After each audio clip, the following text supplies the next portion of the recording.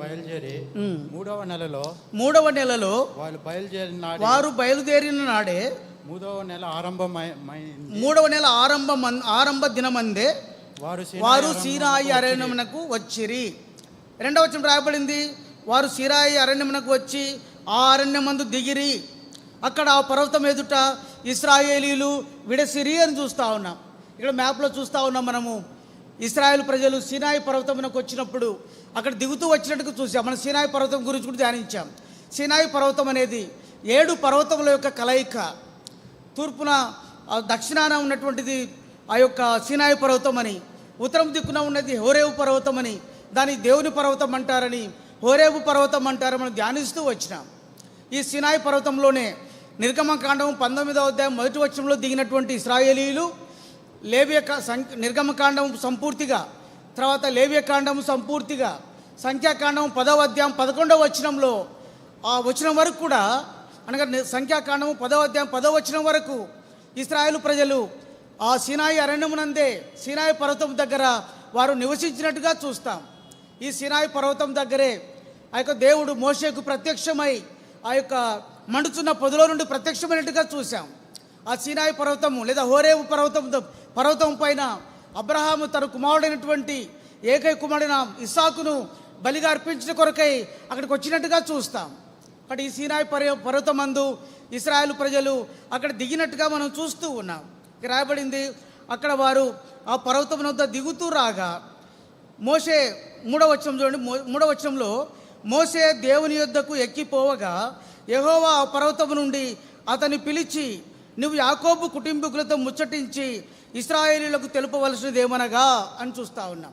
మొట్టమొదటి అంశం ఏంటంటే, మొట్టమొదటిగా ఇక్కడ సీనాయి పర్వతం దగ్గర దిగినటువంటి ఇశ్రాయేలు ప్రజలు అక్కడ ఉండగా మొట్టమొదటిసారి మోషే సీనాయి పర్వతం మీదకి ఎక్కుతూ ఉన్నాడు.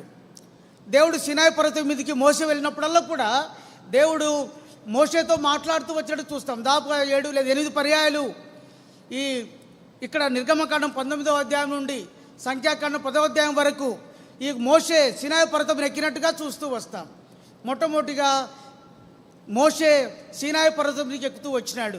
అంటే నా అంశం ఏంటంటే, సీనాయి పర్వతం మీద దేవుడు లేడు, కానీ సీనాయి పర్వతం మీదకి ఎక్కినప్పుడు దేవుడు పరలోకము నుండి తన స్వరము ద్వారా మోషేతో మాట్లాడుతూ వచ్చినట్టుగా చూస్తాం. అయితే దేవుడు ఒక దినాన సీనాయి పర్వతం దిగి వస్తాడు. చూద్దాం రండి. మొట్టమొదటిగా మోషే ఆ సీనాయి పర్వతం మీదకి ఎక్కిపోగా దేవుడు ఆ సీనాయి పర్వతం నుండి ఓ మోషే అని పిలిచి మోషేతో మాట్లాడుతున్నట్టుగా చూస్తాం. 3వ వచనంలో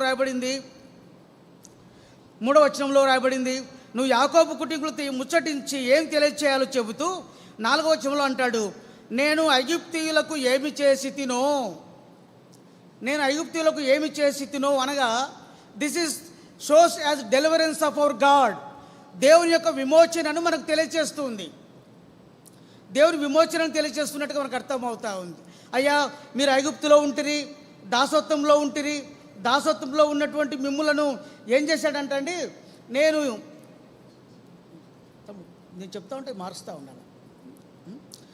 3వ దానికి వచ్చే, ఎప్పుడైతే నేను ఐగుప్తులో మీరు దాసత్వంలో ఉండగా దాసత్వంలో ఉన్నటువంటి మిమ్మును ఏం చేశాడంటే అండి, నేను విడిపిస్తూ వచ్చిన ఐగుప్తులో నుండి మిమ్మల్ని ఎట్లు విడిపించి తినో, ఐగుప్తీయులకు ఏమి చేసి తినో అనగా ఐగుప్తు యొక్క దాసత్వం నుండి, ఐగుప్తు యొక్క బానిసత్వం నుండి నేను మిమ్మల్ని ఎలా విడిపించానో వీ హ్యావ్ టు రిమెంబర్ అని చెప్పి మోషేతో చెప్తున్నాడు. మీరు ఇశ్రాయేలు ప్రజలకు తెలియచేయి, నేను ఏ విధంగా 10 తెగులు రప్పించి ఫరో రాజును భయకంపితులు చేసి ఐగుప్తులో ప్రతి తొలిచూరును సంహరించి ఇశ్రాయేలు ప్రజలను కాపాడి సంరక్షించి ఐగుప్తులో నుండి ఈ విడుదల విమోచన ఏ విధంగా ఇచ్చానో జ్ఞాపకం చేయి.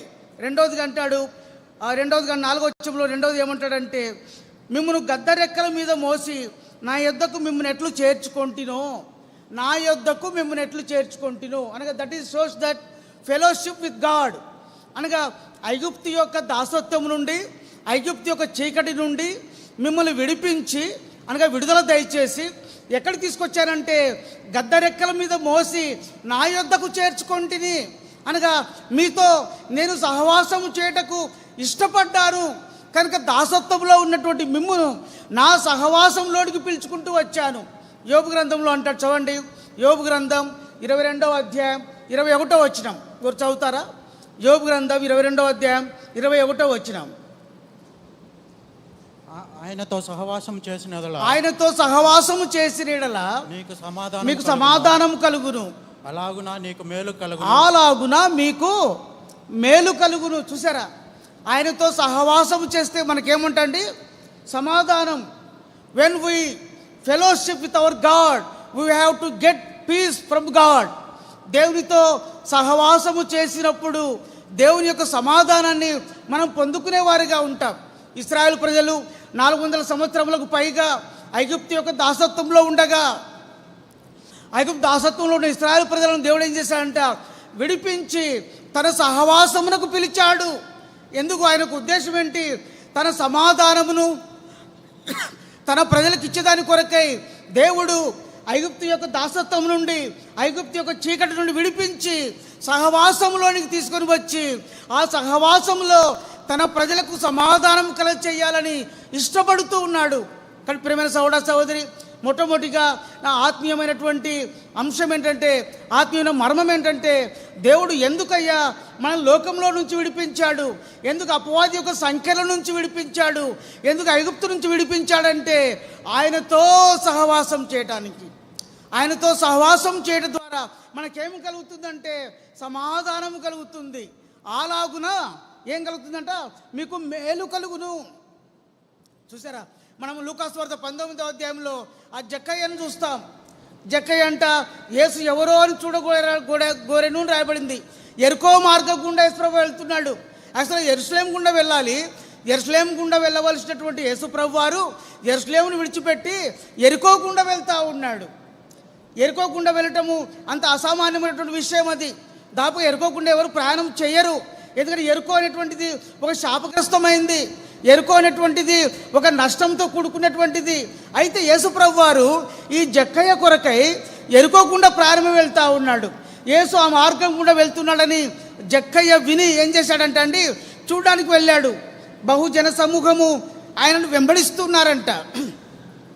బహుజన సమూహం ఆయన వెంబడిస్తూ ఉండగా జక్కయ్య పొట్టివాడు కనుక చూడలేకపోయాడంట. చూడలేక ఏం చేశాడంట అండి, ఆ యొక్క మార్గంలో రోడ్డు ప్రక్కల ఉన్నటువంటి ఒక మేడి చెట్టు ఎక్కి కూర్చున్నాడంట. అనగా మేడి చెట్టు ఎక్కి మేడి ఆకులను తనకు అడ్డంగా కప్పుకొని ఎవరు గుర్తుపట్టకుండా ఆ యొక్క పైనుండి యేసు ఎవరో చూడాలనేటువంటి ఆశ జక్కయ్యలో కలుగుతూ వచ్చింది. కనుక గమనించండి, కీర్తనకారుడు అంటాడు, ఆశగల ప్రాణమును యెహోవా ఏం చేస్తాడండి? తృప్తిపరచును. ఎల్లప్పుడూ కూడా మనము యేసుప్రభు విషయమై, ఆయన సన్నిధి విషయమై, ఆయన వాక్యం విషయమై, ప్రార్థన విషయమై మనం కూడా మన ఆత్మీయ జీవితంలో ఆశ కలిగిన వారుగా ఉంటూ రావాలి. ఈ పన్ను గుత్తదారుడు, పన్నును వసూలు చేసే వ్యక్తి అన్యాయస్తుడని రాయబడింది. అటువంటి వ్యక్తి యేసు ఎవరో చూడాలని కోరితే ఆ అన్యాయస్తుడైన వ్యక్తి యొక్క ఆశ తీర్చేదాని కొరకై యేసు ప్రభు వారు ఎరుకోకుండా మేడు చెట్టు కిందకి వచ్చేసి పైన కూర్చుని జక్కయ్య త్వరగా దిగు, నేడు నేను నీ ఇంట ఉండవలసి ఉంది అని చెప్పాడు.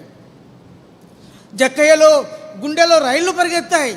నా పేరట తెలిసి నాకు జక్కయ్య అని పిలుస్తున్నాడని చెప్పేసి ఆ యొక్క చెట్టు పైన ఉన్నటువంటి వ్యక్తి త్వరగా దిగుతూ వచ్చినాడు. ప్రభు అన్నాడు, నేడు నేను నీ ఇంట ఉండవలసి ఉంది. అక్కడ ఇల్లు ఉండదు కంటే కొంచెం దూరం ఉంటుంది కదా. ఆ మేడి చెట్టు దగ్గర నుండి జక్కయ్య ఏం చేశా అంటే ప్రభుతో కలిసి నడుస్తూ ఉన్నాడు. That is the fellowship. ప్రభుతో నడుచుట అనేది ఆయనతో చేసే సహవాసం. ఎప్పుడైతే జక్కయ్య ప్రభుతో సహవాసం కలిగి ఉన్నాడో, ఎప్పుడైతే జక్కయ్య ప్రభుతో పాటు కలిసి నడుస్తూ ఉన్నాడో, ఇంటికి వెళ్ళేసరికి ఆయనలో ఉన్నటువంటి అసమాధానం వెళ్ళిపోయింది, ఆయనలో ఉన్న కలవరం వెళ్ళిపోయింది. తన ఆంతరిక జీవితంలో తను ఎంత అన్యాయస్తుడో తను గుర్తిస్తూ వచ్చినాడు. ఇంట్లోకి వచ్చిన తర్వాత ప్రభు చెప్పకముందే ప్రభుతో అంటాడు, అయ్యా నేను ఎవరి దగ్గర అయితే అన్యాయంగా తీసుకున్నానో వారికి 4 అంతలు ఇచ్చేస్తాను, నా ఆస్తులో సగం బీదలకు ఇచ్చేస్తాను అని చెప్పాడు. అప్పుడు ప్రభు అన్నాడు, ఏమన్నాడండి ప్రభు? ఏమన్నాడు? ఇతడు కూడా చెప్పాలి, ఇతడు కూడా అబ్రహాము కుమారుడే, నేడు ఇంటికి రక్షణ వచ్చి ఉన్నది. చూసారా, ఆయనతో సహవాసం చేసినలా సమాధానం కలుగుతుంది. ఆ సమాధానం ద్వారా నీకు నీ ఇంటికి రక్షణ ఉంటుంది, అది నా అంశం. ఆ రక్షణలో మనం ఉంటే, సంహార దూత యొక్క సంరక్షణ ఇశ్రాయేలు ప్రజలకు ఉంది. ఐగుప్తులో సంహార దూత సంచరిస్తూ ఉండగా అర్ధరాత్రి వేళ ఐగుప్తులో సంహార దూత సంచరిస్తూ ఉంటున్నాడు. అయ్యా ఇంటి దగ్గరకు వస్తే ఆ ఇంటి యొక్క ద్వారబంధముల మీద రక్త ప్రోక్షణ ఉంది. దేవుడే ఆ సంహార దూత ఏం చేస్తున్నాడంటే, ఏ ఇంటి యొక్క ద్వారబంధముల మీద రక్త ప్రోక్షణ ఉందో ఆ యొక్క ఇంటిని దాటి వెళ్తూ ఉన్నాడు. ఏ ఇంటి యొక్క ద్వారబంధముల మీద రక్త ప్రోక్షణ లేదో ఆ ఇంటిలో తొలిచూలును సంహరిస్తూ ఉన్నాడు. ఆ ఐగుప్తు దేశం అంతటా సంచరించాడు. ఒక్క రాత్రి వేళ తెల్లవారి చూస్తే ఐగుప్తీల యొక్క రక్త ప్రోక్షణ లేని వారి గృహాల్లో దుఃఖము, ఘోష, మరణవేదన, గుండెలు బాదుకుంటా ఉన్నారు, ఏడుస్తున్నారు, గొల్లుమంటా ఉన్నారు. ఇశ్రాయేలు ప్రజలైతే వారి ద్వారబంధం మీద రక్తము ప్రోక్షించుకొని తలుపులు మూసుకొని రాత్రంతా కూడా పస్కాను వారు ఆచరిస్తూ ఉండగా సంతోషభరితులై ఉదయాన్నొచ్చి తలుపులు తెరిచి చూస్తే వారి ఇంటిలో క్షేమం ఉంటా వచ్చింది. కాబట్టి ఆయనతో సహవాసం చేసిన ఎడల నీకు సమాధానం కలుగును, అలాగున నీకు మేలు కలుగును. ఇశ్రాయేలు ప్రజలను ఆయన అంటాడు, గద్ద రెక్కల మీద మిమ్మల్ని ఎట్టు చూడడం. మాట చదువుదామా? నిర్గమకాండం 19వ అధ్యాయం చదవండి, 4వ వచనం.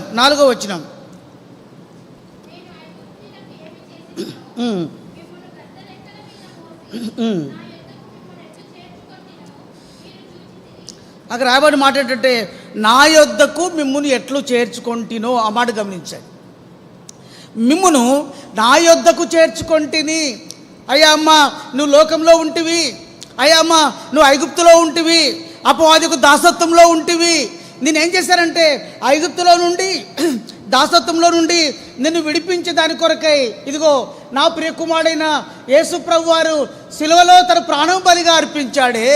ఆ గొల్గొతా ఆ యొక్క గెత్సెమనే తోటలో రాత్రి వేళ ప్రార్థిస్తూ ఉండగా, తండ్రి నీ చిత్తమైతే ఈ గిన్నె నాయకులను తొలగించుమని నాతో వేదన అనుభవించి నాతో ప్రార్థిస్తూ ఉంటే ఆయన చెమట రక్త బిందులుగా మారుతూ వచ్చినప్పటికీ నా హృదయాన్ని కఠినం చేసుకుంటేనే. శిలువలో విరేలాడుతూ ఉండగా ఆకాశానికి భూమికి మధ్య మండుటెండలో విరేలాడుతూ నా దేవా ఏలి ఏలి లాభా సబక్తా అని నా నేల చేయి విడిచి కేకలు వేస్తూ ఉంటే నా కుమారుని యొక్క వేదన చూడలేక నా తల తిరుపుకొని నా కుమారుని యొక్క చేయి విడిచివేచి తినే. కారణం నీకు రక్షణ రావాలా, నువ్వు నా కుమారుని యొక్క సహవాసానికి రావాలా, నువ్వు నా కుమారు సహవాసంలో సమాధానం పొందాలా. నా కుమారుకు సహవాసంలో సమాధానం పొందడం మాత్రమే కాదు, నీవు రక్షణ పొందాలా. రక్షణ అనే మేలు నీ వ్యక్తిగత జీవితంలో నీ కుటుంబంలో పొందాలని నా కుమారుణ్ణి ఐగుప్తులో శిలువకు అప్పగించి సంహార దూత సంహరించి నేనేం చేశానంటే ఇదిగో గద్ద రెక్కల మీద మోసుకుంటూ వచ్చినట్టు నిన్ను మోసుకొని వచ్చానే. గద్ద ఏం చేస్తుంది తెలుసా? తన చిన్న పిల్లలు పుట్టినప్పుడు గద్ద తన చిన్న పిల్లలు ఉన్నప్పుడు ఏం చేస్తుందంటే వాళ్ళు ఎగరడానికి రాదు ఇంకా పిల్లలకు, ఆ ఎగరడం నేర్పించాలని ఏం చేస్తుందంటే ఆ గద్ద ఉన్నతమైన స్థలానికి తీసుకొని వెళ్తుందంట. తన పిల్లలను ఉన్నతమైన స్థలానికి, ఎంతో ఎత్తైన స్థలానికి తీసుకొని వెళ్ళి ఒకసారి ఏం చేస్తుందంటే విడిచిపెడుతుంది గాల్లో విడిచిపెడుతుంటే ఆ చిన్న గద్ద పిల్ల అనుకుంటుంది, అయ్యో నా తల్లికి ప్రేమ లేదే, నా తండ్రికి ప్రేమ లేదే, నా తల్లికి నా మీద ప్రేమ లేదు, నేనంటే ఇష్టం లేదు, కనుక ఎత్తైన ప్రజలు తీసుకొచ్చేసి నన్ను గాలికి విడిచిపెట్టేశారు, నేను కింద పడి చనిపోతాను, ఇంతవరకు ఎగరలేదు, నాకు రెక్కలు లేవు అని చెప్పి మొదట్లో ఆ పిల్ల గద్ద తన తల్లిని తిట్టుకుంటుందంట. తిట్టుకున్న తర్వాత ఎక్కడ పడిపోతారని చెప్పేసి తప్ప కొట్టుకుంటా రెక్కలు కొట్టడం ఆరంభిస్తుంది. కొంతసేపు కొడుతుంది, తడబడుతుంది, కింద పడికిపోతుంది, మళ్ళా కొడుతుంది, కొట్టి ఒక్కసారికి ఆ రెక్కలు కొడుతూ ఆకాశంలో తేలిపోతుందంట. అది గద్ద రెక్కల మీద మోయడం అంటే.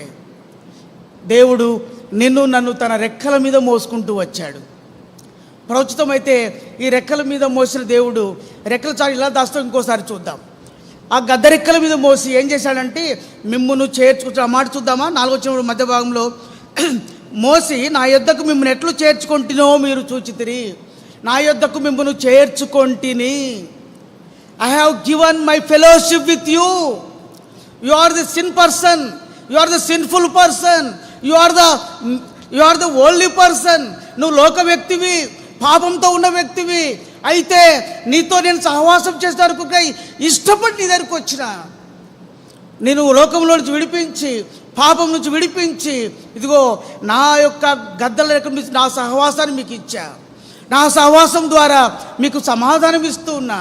నా సహవాసం ద్వారా మీకు మేలు కలగచేసేవాడిగా వస్తా ఉన్నా అని దేవుడు ఇశ్రాయేలు ప్రజలకు తెలియచేయమని మోషేతో సీనాయి పర్వతం నుండి మాట్లాడుతూ ఉన్నాడు. మోషే సీనాయి పర్వతం మీద ఎక్కగా పరలోకం నుండి దేవుడు తన స్వరం ద్వారా మోషేతో మాట్లాడుతూ, మోషే నా ప్రజలకు తెలియచేయి, ఇశ్రాయేలు ప్రజలకు తెలియచేయి, నేను ఐగుప్తులో నుండి మిమ్మల్ని ఎట్లా విడిపించి తినో, గద్దరెక్కల మీద మిమ్మల్ని ఎట్లు మోసిన ఆయనతో చేర్చుకుంటునో ఓసారి నా ప్రజలకు తెలియచేయవా. తెలియచేసిన తర్వాత వారు ఏం చేయాలంట, నెక్స్ట్ చూద్దాం రండి. ఒక కండిషన్ పెట్టాడు. ఆ కండిషన్ ఏంటంటే 5వ వచనం చదవండి. 5వ వచనం. కాగా మీరు నా మాట శ్రద్ధగా విని నా నిబంధనను అనుసరించి నా మాట శ్రద్ధగా విని నా నిబంధన అనుసరించి నడిచిన ఎడల 2 షరతులు మాత్రం పెట్టాడండి. జ్ఞాపకం చేశాడు, ఎట్లు ఐగుప్తు నుంచి విడిపించాను, తర్వాత గద్దరెక్కలకు మోసాడు, మిమ్మల్ని మోసి నాతో చేర్చుకున్నాను అని జ్ఞాపకం చేయమని చెబుతూ 2 కండిషన్స్ పెట్టాడు. మొట్టమొదటి కండిషన్ అంటే శ్రద్ధగా నా మాట విని, మీరు శ్రద్ధగా నా మాట విని. రెండవది ఏంటంటే నా నిబంధనను అనుసరించి నడిచిన ఎడల అని చూస్తా అన్నాం. నా నిబంధనను అనుసరించి నడిచిన ఎడల అప్పుడు ఏం చేస్తాడంట చూడండి.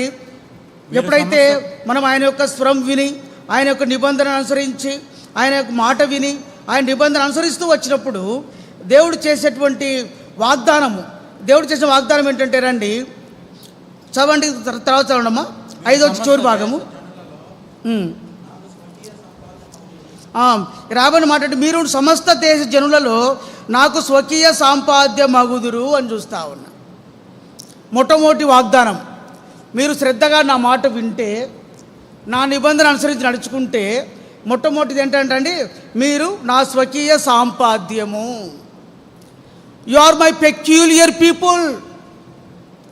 నా స్వకీయ సాంపాద్యము ఏ విధంగా చేసుకుంటాడంట చదవండి. ద్వితీయోపదేశకాండము 4వ అధ్యాయం 20వ వచనం. త్వరగా చదువుదాం.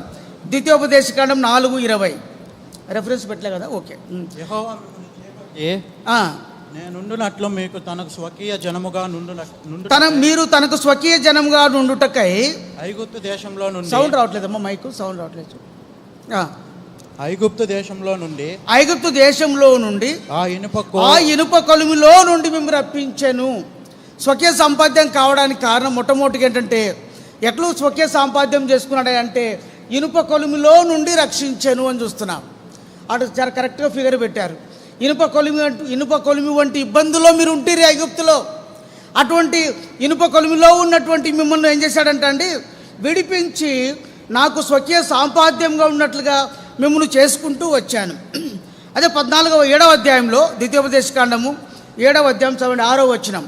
ద్వితీయోపదేశకాండము 7వ అధ్యాయం 6వ వచనం. నీవు నీ దేవుడైన యెహోవాకు ప్రతిష్ఠిత జనము. నీ దేవుడైన యెహోవా భూమి మీద నున్న సమస్త జనముల కంటే, భూమి మీద నున్న సమస్త జనముల కంటే నిన్ను ఎక్కువగా ఎంచి నిన్ను తనకు స్వకీయ జనముగా ఏర్పరచుకొనెను. రెండవదిగా మొట్టమొదటి ఇనుప కొలిమిలో నుండి రప్పించాడంట. రెండవ స్వకీయ జనంగా ఏర్పరచుకున్నా అంటే ఎవరికంటే అంటే సమస్త జనముల కంటే, అంటే మనము సమస్త జనముల కంటే ఎక్కువగా ఉండునట్లు అనగా విశ్వాసి అయినటువంటి నీవు నేను, క్రైస్తవులమైన మనము లోకంలో ఉన్న వారి కంటే కూడా మనం ఎంతో ఉన్నతమైన వారమని చెప్తున్నట్లుగా అర్థమవుతా ఉంది. మూడవదిగా 14వ అధ్యాయం ద్వితీయోపదేశకాండము 14వ అధ్యాయం చదవండి 2వ వచనం. 14:2. ఏలి అనగా నీ దేవుడైన యెహోవాకు నీవు ప్రతిష్ఠిత జనము మరియు యెహోవా భూమి మీద ఉన్న సమస్త జనములలో విశేషముగా తనకు స్వకీయ జనమన్నట్లు ఏర్పరచుకొనేను. స్వకీయ సాంపాద్యంగా చేసుకున్నాడంటే మొట్టమొదటిగా ఇనుప కొలుములో నుండి రప్పించి ఏర్పరచుకున్నాడు. రెండవదిగా సమస్త భూజనుల కంటే ఎక్కువగున్నట్లుగా చేసుకున్నాడు. మూడవదిగా విశేషమైనటువంటి వ్యక్తులుగా మనం ఉండినట్లుగా ఆయన చేసుకుంటూ వచ్చినాడు. 32వ అధ్యాయంలో ద్వితీయోపదేశకాండం 32వ అధ్యాయం చదవండి 8-9 వచనాలు. 32 నేను చదువుతున్నానండి. 8-9 వచనాల్లో ఇశ్రాయేలు లెక్కను బట్టి ప్రజలకు సరిహద్దులను నియమించెను. యెహోవంతు ఆయన జనమే, ఆయన స్వాస్థ భాగము యాకోబే. అనగా స్వకీయ జనముగా ఏర్పరచుకున్న దేవుడు మనము ఆయనకు స్వాస్థముగా ఉంటున్నట్లు ఏర్పరచుకుంటూ వచ్చాడంట. 5వదిగా మొదటి రాజుల గ్రంథము చూడండి. మొదటి రాజులు 8వ అధ్యాయం చదవండి ఒకరు. మొదటి రాజులు 53వ వచనం. మొదటి రాజుల గ్రంథం 8వ అధ్యాయం 53వ వచనం. అక్కడ రాయబడిన మాట, ప్రభువా యెహోవా నీవు మా పితరులను ఐగుప్తులో నుండి రప్పించినప్పుడు నీవు నా దాసుడైన మోషేకు ప్రమాణం ఇచ్చి నట్లు నీ శ్వాసమగునట్లు లోకమునందున్న జనులందరిలో నుండి వారికి ప్రత్యక్షించితివి కదా అని చూస్తా. ఇనుప కొలిమిలో నుండి రప్పించాడు. తనకు మనల్ని విశేషమైన జనముగా చేసుకున్నాడు. సమస్త జనముల కంటే ఎక్కువగా చేసుకుంటూ వచ్చినాడు. మనల్ని స్వాస్థముగా చేసుకున్నాడు. మనల్ని ప్రత్యేకపరుస్తూ వచ్చినాడు. తర్వాత మలాకి గ్రంథం 3వ అధ్యాయం 17వ వచనంలో, మలాకి 3:17 మన ఎడల ఏం చూపిస్తున్నాడంటే ఆయన, మలాకి గ్రంథం 3వ అధ్యాయం 17వ వచనం, 3:17 మలాకి 3:17 చూడండమ్మా. వారు నా వారై నా స్వకీయ సంపాద్యమై ఉందురు. తండ్రి తను సేవించు కుమారుని కనికరించున్నట్లు నేను వారిని కనికరింతును. అనగా దేవుని కనికరము పొందినట్లుగా దేవుడు మనల్ని ఏర్పరచుకుంటూ వచ్చినాడు. తర్వాత తీతు పత్రిక 2వ అధ్యాయం 14వ వచనంలో తన సొత్తుగా చేసుకుంటూ వచ్చినాడు.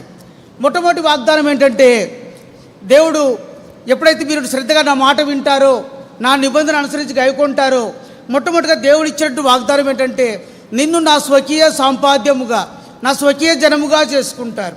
You are my peculiar persons, you are my peculiar nation. అనగా you are my peculiar people. నాకు స్వకీయమైన జనాంగంగా, ప్రత్యేకమైన జనాంగంగా చేసుకుంటాను. అనగా నేను ఇనుప కొలంలో నుండి ఏర్పరచుకున్నాను, నేను విశేషంగా ఏర్పరచుకున్నాను, సమస్త జనముల కంటే ఎక్కువగా చేస్తాను, అందుకు నిన్ను కనికరిస్తూ వస్తాను, నిన్ను ప్రతిష్ఠ జనముగా చేసుకుంటాను, నిన్ను ప్రత్యేకపరుస్తూ ఉంటాను, నిన్ను స్వాస్థ్యముగా చేసుకుంటాను, నీ ఎడల కనికరం చూపేవానిగా ఉంటాను, నీవు నా సొత్తు అని నా అరచేతుల్లో చెక్కునేవానిగా ఉంటాను. చూసారా, మనం ఆయన శ్రద్ధ, ఆయన మాట వింటే, ఆయన యొక్క న్యాయ విధులు, ఆయన కట్ల మనం అనుసరించి నడుచుకుంటే, మొట్టమొదటిగా దేవుడు మనకి ఇచ్చినటువంటి వాగ్దానము మనము ఆయన యొక్క స్వకీయ సాంపాద్యం. రెండవది చూడండి, నిర్గమకాండం 19వ అధ్యాయంలో ఏం చేస్తాడంట. నిర్గమకాండము 19వ అధ్యాయం 2వ వాగ్దానం ఏంటి? మొట్టమొదటి నాకు స్వకీయ సాంపాద్యం అగుదురు. 6వ వచనం చదవండి. సమస్త భూమియు నాదే కదా, సమస్త భూమియు నాదే కదా, మీరు నాకు యాజక రూపమైన రాజ్యమగును, మీరు నాకు యాజక రూపమైన రాజ్యముగాను పరిశుద్ధమైన జనముగాను ఉందురని చెప్పాను. రెండవది ఏంటంటే, నాకు యాజక రూపమైన రాజ్యముగా ఉంటారు.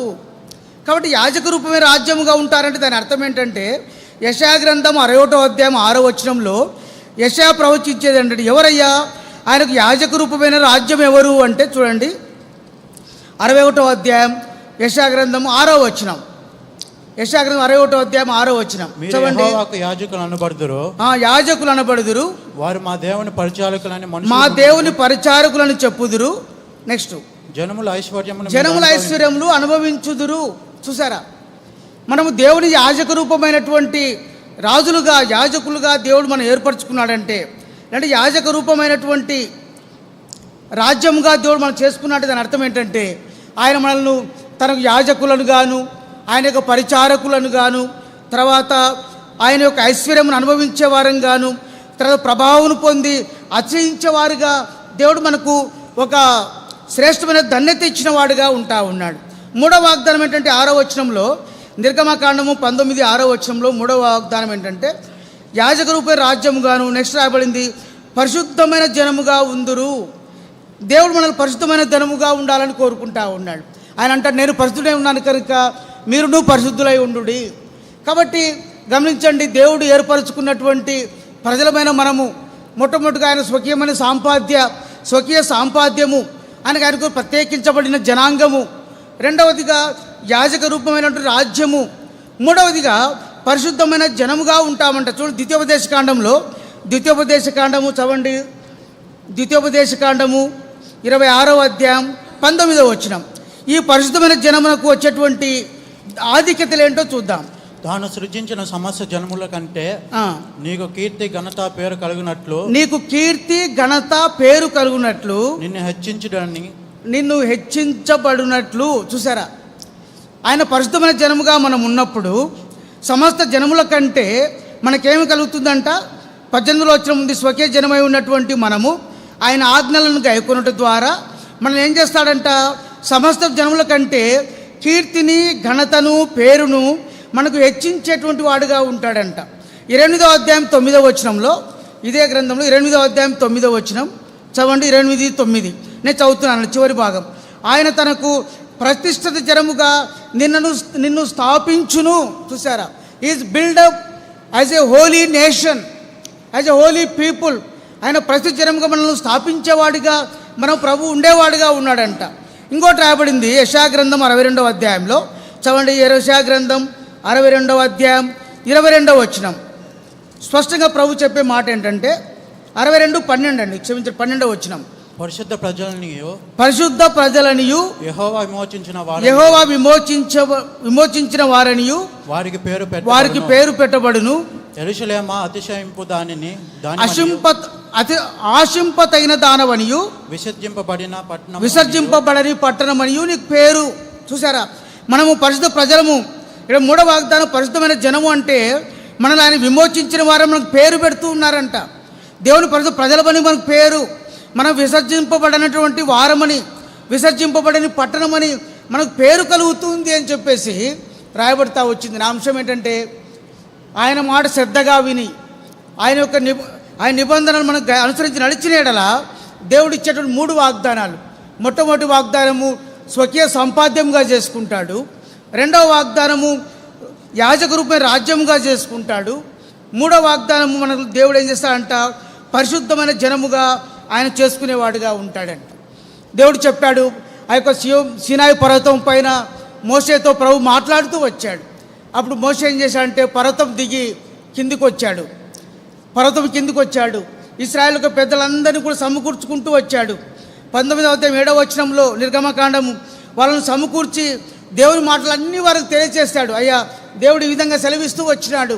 ఆయన మాట శ్రద్ధగా వింటే, ఆయన నిబంధనను అనుసరించి నడుచుకుంటే మనల్ని దేవుడు స్వకీయ సంపాద్యంగా చేసుకుంటాడంట. యాజక రూపమైన రాజ్యముగా చేస్తాడంట. మనల్ని పరిశుద్ధ జనాంగం మనం చేసుకొని మనల్ని విమోచించిన ప్రజలుగా ఆయన పిల్లలుగా మనం ఉంటామంట అని చెప్తూ వచ్చినాడు. అప్పుడు చెప్పినప్పుడు వారంతా ఏమన్నారు చూడండి. 7వ వచనంలో 8వ వచనం అందరూ కలిసి చదువుదామా? 19వ అధ్యాయం 8వ వచనం అందరూ కలిసి చదువుదామండి. అందరూ కలిసి చదువుదాం. 8వ వచనం 19:8. అందుకు ప్రజలందరూ యెహోవా చెప్పినదంతయు చేసిదమని ఏకముగా ఉత్తరం ఇచ్చిరి. చాలు, వారందరూ అంటే ఏం చేశారంటే ఏకముగా ఉత్తరం ఇచ్చిరి. ఎవరండి? ఇశ్రాయేలు ప్రజలందరూ. ఆ ఇశ్రాయేలు ప్రజలు పెద్దలను ఏర్పరిచారు. 18వ అధ్యాయంలో ఆ పెద్దలందరూ చెప్తే వాళ్ళు ఇశ్రాయేలు ప్రజలకు తెలియజేశారు. ఇశ్రాయేలు ప్రజలందరూ కూడా మోషే దగ్గరకు వచ్చారు. అందరూ కూడా ఏకకంఠంతో యెహోవా మాట వింటాము, ఆయన చెప్పినట్టుగా చేస్తాము, ఆ యెహోవా చెప్పినది అంతా చేస్తామని ఏకంగా ఉత్తరం ఇస్తూ వచ్చినారు. ప్రియమైన సహోదరి, మన ఆత్మీయ జీవితంలో వ్యక్తిగతంగా కుటుంబంగా ఎన్ని పర్యాయములు అయ్యా నువ్వు చెప్పింది చేస్తామని మనం వాగ్దానం చేశాం, దేవునికి మాట ఇచ్చాం. మరి మనం చేసిన మాట చొప్పున, దేవునికి ఇచ్చిన వాగ్దానం చొప్పున, దేవునికి ఇచ్చిన మాట చొప్పున మన ఆత్మీయ జీవితం మనం కొనసాగుతూ ఉన్నామా? ఇటు ఇశ్రాయేలు ప్రజలు నువ్వు చెప్పినదంతా కూడా మేము చేస్తామని చెప్పారు. రెండవసారి మోషే ఆ యొక్క సీనాయి పర్వతమునకు ఎక్కుతూ ఉన్నట్టుగా చూస్తాం. రెండవసారి ఆయన మోషే సీనాయి పర్వతమునకు ఎక్కాడు. చూడండి 19వ అధ్యాయంలో 8-9 వచనాల్లో 8వ వచనం చివరి మధ్య భాగంలో, అప్పుడు మోషే తిరిగి వెళ్ళి ప్రజల మాటలను యెహోవాకు తెలియచేసెను. చూసారా, సీనాయి పర్వతమునకు ఎక్కాడు. ప్రభు పరలోకం నుండి మోషేతో మాట్లాడుతూ ఉన్నాడు.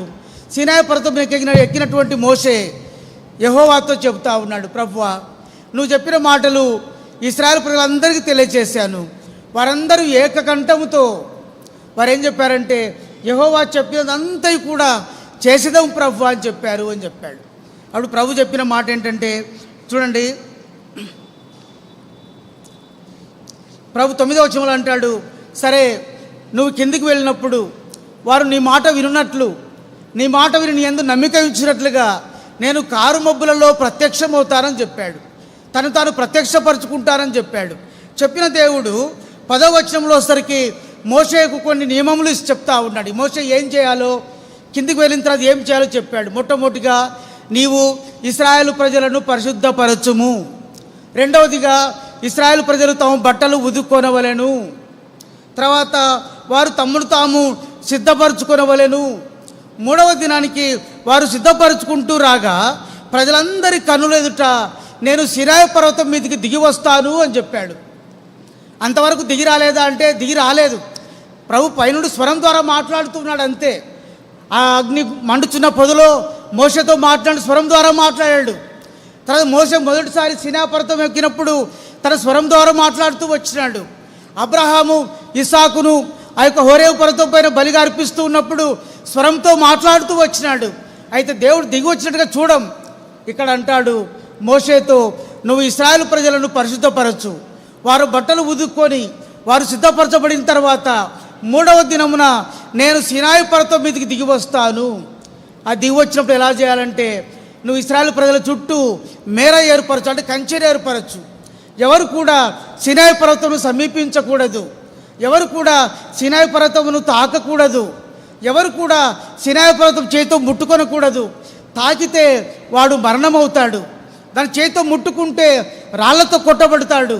కనుక ఎవరు కూడా సినాయి పర్వతం సమీపించకుండా వారి చుట్టూ మేర ఏర్పరిచి వారిని సిద్ధపరచుమని చెప్పేసి దేవుడు మోషేకు సెలవిస్తూ వచ్చినట్టుగా చూస్తాం. దేవుడు మోషేకు సెలవిస్తురాగా ఆ యొక్క మోషే తిరిగి సినాయి పర్వతం నుండి ఆ కిందికి వచ్చాడు. అనగా సినాయి పర్వతం క్రిందికి వచ్చి ఇశ్రాయేలు ప్రజలందరితో చెబుతా ఉన్నాడు, అయ్యా నేడు రేపు మిమ్మల్ని మీరు పరిశుద్ధపరచుకోనండి, మీ బట్టలు ఉదుక్కోనండి అని అంటాడు. చూడండి, ఓ మాట చదువుదామా ఆయన చెప్పిన మాట.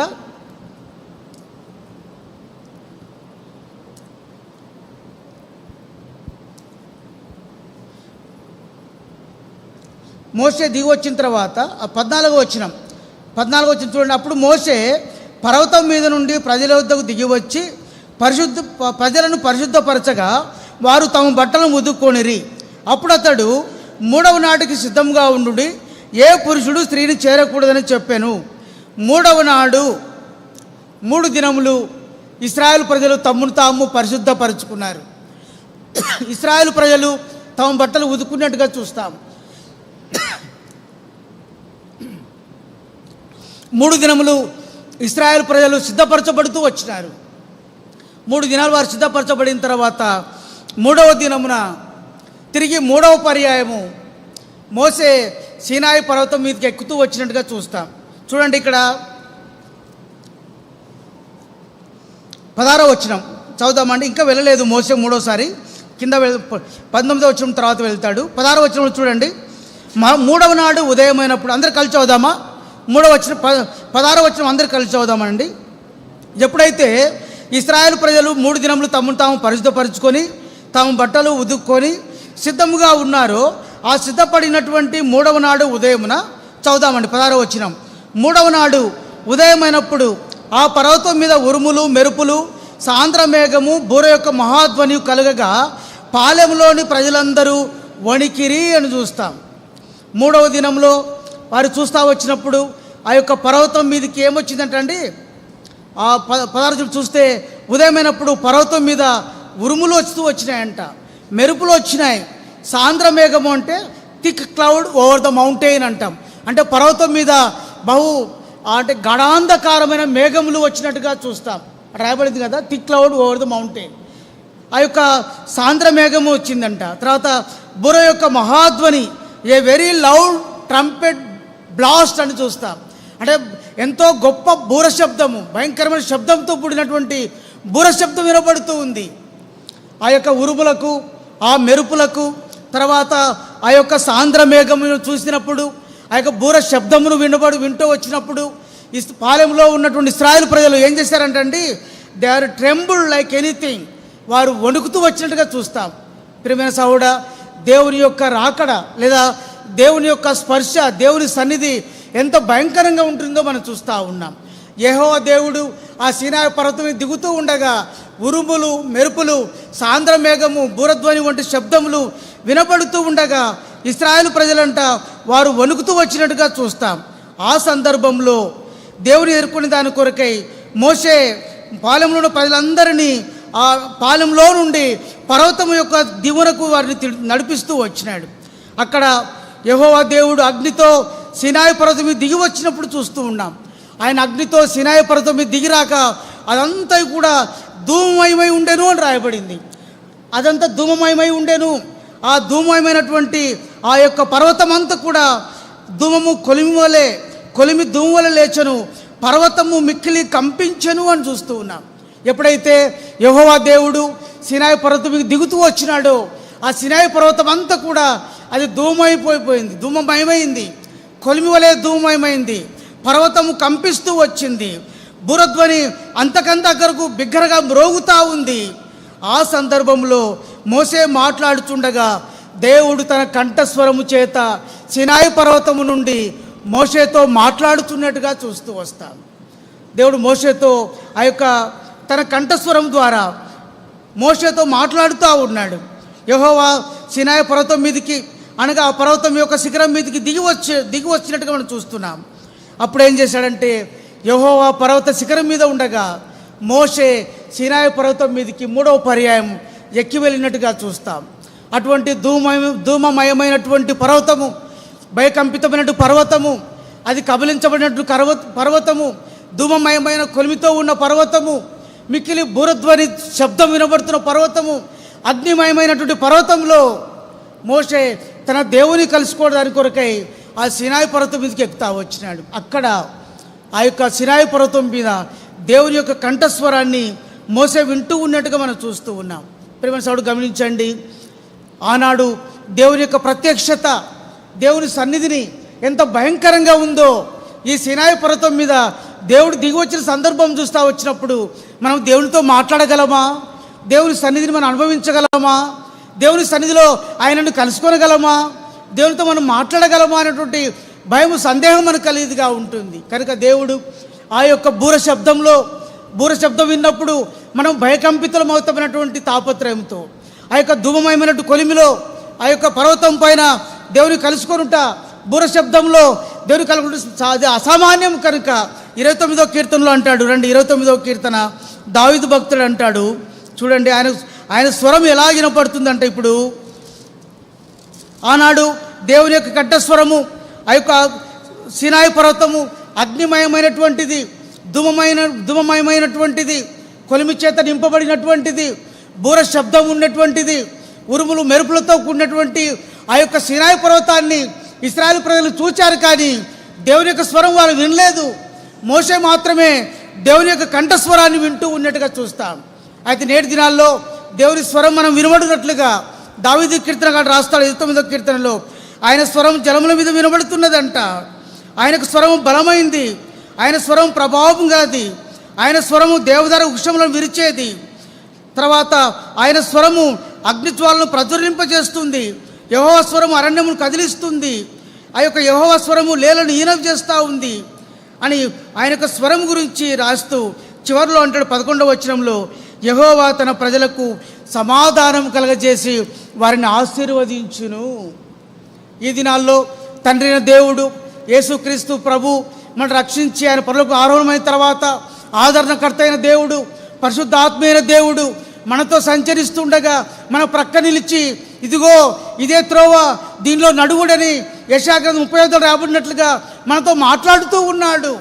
ఆయన మనల్ని ఎట్లా నడిపిస్తాడంటే చూడండి, యెషయా గ్రంథం 40వ అధ్యాయం కలిసి చదువుదామండి. యెషయా గ్రంథం 40వ అధ్యాయం 11వ వచనం ఆయన ఎట్లా నడిపిస్తాడు? యెషయా గ్రంథం 40వ అధ్యాయం 11వ వచనం అందరం కలిసి చదువుదాం. యెషయా గ్రంథం 11వ అధ్యాయం 40వ అధ్యాయం 11వ వచనం, క్షమించండి, యెషయా గ్రంథం 40వ అధ్యాయం 11 అందరం కలిసి చదువుదామా?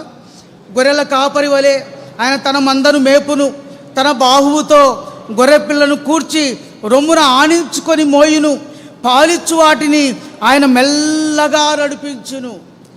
పరిశుద్ధ ఆత్మదేవుడు, ఆదరణకర్త అయిన దేవుడు, మన ప్రక్కలో ఉన్న దేవుడు, పౌలు తిమోతితో అంటాడు, ప్రభువు నా ప్రక్క నిలిచి నన్ను బలపరచెను. దేవుడు అగ్నిమయమైనటువంటి ఆ యొక్క అగ్ని పర్వతం మీద ప్రత్యక్షమైనట్లుగా, ఆ సీనాయి పర్వతం ప్రత్యక్షమైనట్టుగా ఒకరి ఈనాడు ప్రత్యక్షమవుతే మనం చూడలేం, ఆయనను మనం వినలేం, ఆయన స్వరం వినలేం, ఆయన చూడలేం. కనుక పరిశుద్ధ ఆత్మ దేవుని యొక్క ఆదరణ ద్వారా మన ప్రక్కలో ఉండి మనం నడిపిస్తూ ఉన్నాడు. ఆయన పరిశుద్ధాత్మ దేవుడు మన ప్రక్కలో ఉండి మెల్లనైన స్వరంతో మనతో మాట్లాడుతూ ఉన్నాడు. ఇదిగో ఇదే త్రోవ, దీనిలో నడువుడి అని మెల్లని స్వరంతో మాట్లాడుతూ ఉన్నాడు. రాబడింది మెల్లగా నడిపించును అంట. ఇంకా ఆయన స్వరం ఎట్లా వినపడుతుందంటే, మొదటి రాజుల గ్రంథం 19వ అధ్యాయం ఏలియా యొక్క అనుభవంలో చూస్తే, మొదటి రాజులు 19వ అధ్యాయం చూడండి 12వ వచనం కలిసి చదువుదామండి. మొదటి రాజులు 19:12. మొదటి రాజుల గ్రంథం 19వ అధ్యాయం 12. అందరూ కలిసి చదువుదామండి. ఆ భూకంపమైన తర్వాత మెరుపు పుట్టెను గాని ఆ మెరుపునందు యెహోవా ప్రత్యక్షము కాలేదు. మెరుపు ఆగిపోగా మిక్కిలి నిమ్మలముగా మాట్లాడు ఒక స్వరము వినబడెను. ఆనాడైతే ఇశ్రాయేలు ప్రజలకు దేవుని స్వరం వినబల్ల. వారు అగ్ని పర్వతాన్ని చూశారు. సీనాయి పర్వతం మీద ప్రభు దిగి వచ్చినప్పుడు అది ధూమమైపోయిపోయింది. ధూమమయమైన కొలిమి వలె కనబడతా ఉంది, అగ్ని పర్వతం వలె కనబడతా ఉంది. బూర శబ్దము అంతకంతకు బిగ్గరగా మోగుతూ ఉంది. పౌలు రాసిన కొరింథీ రాష్ట్ర పత్రికలో రెప్పపాటున బూరం రోగానే అక్షయులు తమ మృతులు తమ అక్షతను ధరించుకొందురు అనగా, ప్రపంచమంతట్లో తూర్పు నుండి పడమరి వరకు భూ దిగంతముల వరకు బూర శబ్దం వినబడుతూ ఉందంట. ఒకసారి బూరం రోగితే ఒక క్షణములోనే రెప్పపాటున మనం ఎత్తబడేవారుగా ఉంటామని చెప్పి రాస్తాడు. కనుక అటువంటి ఆ బూర శబ్దము ప్రపంచం అంతా వినబడేటువంటి శబ్దం. ఆ బూర శబ్దము ఒక్కసారి ఆ సీనాయి పర్వతం మీద అంతకంతకు ఎక్కువైన స్వరంతో మ్రోగుతూ ఉంటే, బూర శబ్దం వినబడుతూ ఉంటే ఇశ్రాయేలు ప్రజలు వణికిపోతూ ఉన్నారు. ఇశ్రాయేలు ప్రజలు గుండెలు బాదుకుంటూ వస్తున్నట్టుగా చూస్తాం. వారు భయకంపితులవుతున్నట్టుగా చూస్తూ వస్తాం.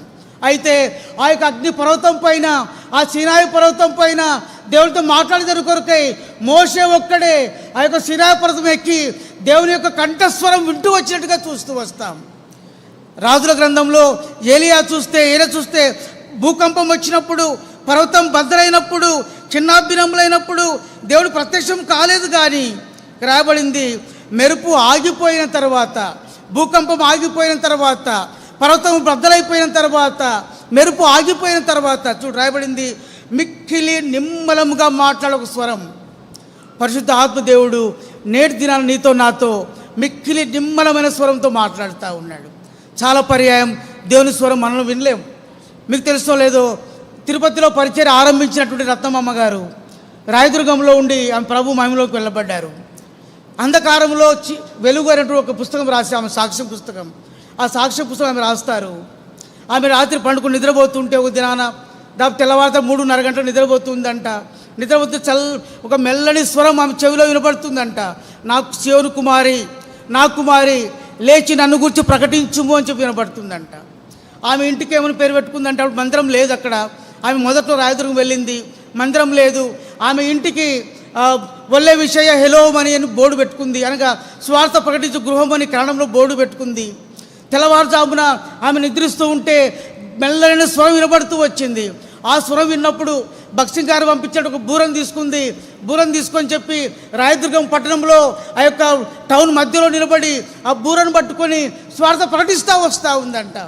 అనేకులు ప్రభు దగ్గరికి రాబడుతూ వచ్చినారు. తిరుపతిలో బ్రహ్మోత్సవాలు జరుగుతుండగా ఆ యొక్క తిరుపతి యొక్క ఆ దేవుని వెంబడిస్తూ ఉంటే వెనుక కూర్చొని ఆమె తిరుపతిలో ఉన్నప్పుడు దేవుడు ఆమెతో మెల్లనైన స్వరంతో మాట్లాడుతూ రాగా ఆమె బూరను పట్టుకొని చెప్పి దేవునికి వచ్చిన ప్రత్యక్షత మాట్లాడుతూ వచ్చింది, శ్వాస పడిస్తూ వచ్చిందంట. పుట్టపర్తిలో ఆ యొక్క గుడి దగ్గర ఆమె ఉండి దేవుడు మాట్లాడుతూ వస్తే ఆ మెల్లనైన స్వరం విని ఆమె వాక్యం ప్రకటిస్తూ వచ్చింది.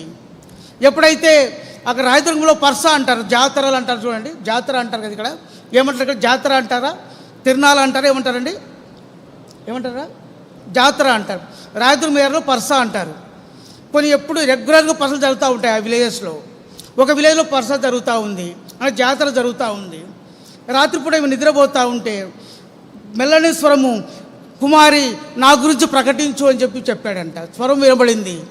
నిద్రపోతున్న స్త్రీ లేచింది, బయలు బ్యాగ్ తగిలించుకుంది, ఆ బూర తీసుకుంది, ప్రసాదానికి వెళ్ళింది. పొద్దున్నే తెల్లవారుజామున అనేకులు బళ్ళు అర్పిస్తూ ఉన్నారు, మేకపోతులు వధిస్తున్నారు, కోళ్ళను కోస్తూ ఉన్నారు. వారి మధ్య నుండి స్వార్థ ప్రకటిస్తూ వస్తూ ఉంది. అనేకులు ఆమెను ఎదురాడుతూ వచ్చినారు, తిరుగుబాటు చేశారు, రాళ్లతో కొట్టారు. మీరు నన్ను చంపినా సరే నా దేవుడు నాతో మాట్లాడాడు, నా దేవుడు నాతో మెల్లని స్వరంతో మాట్లాడాడు. సియోను కుమారి నన్ను గురించి ప్రకటించమని చెప్పాడు కనుక నేను ప్రకటిస్తాను, నన్ను మీరు చంపినా సరే అని చెప్పి ఆమె ప్రకటిస్తూ వచ్చింది. చివరికి సంఘం స్థాపించబడుతూ వచ్చింది. అనేకులు ప్రజలు కూడుకుంటూ ఉన్నారు. ఆ సంఘం ఆధారం చేసుకుంటా 5-6 సంఘాలు స్థాపించబడ్డాయి. అనేకులు ప్రభు దగ్గర కూడి వస్తూ ఉన్నారు. ప్రియమైన సోదర సహోదరి, మెల్లనైన స్వరం ద్వారా దేవుడు ఆమెతో మాట్లాడుతూ వచ్చినట్టుగా మాట్లాడుతూ వచ్చింది. కనుక ఈ దినాల్లో పరిశుద్ధ ఆత్మ దేవుడు, ఆ దినాలు సీనాయి పర్వతంలో అగ్నిలో ప్రత్యక్షమవుతూ వచ్చిన దేవుడు ఈరోజు నీతో నాతో మెల్లనైన స్వరం ద్వారా మాట్లాడుతూ ఉన్నాడు. మనం ప్రార్థన చేస్తూ వచ్చినప్పుడు, వాక్యం చదువుతూ వచ్చినప్పుడు మెల్లనైన స్వరంతో నీతో నాతో మాట్లాడుతూ ఉన్నాడు. ఆయన స్వరం వింటున్నామా? మోషే దేవుని యొక్క స్వరం వినగలుగుతూ ఉన్నాడు. 3వ పర్యాయము ఆ సీనాయి పర్వతం మీదకి ఎక్కాడు.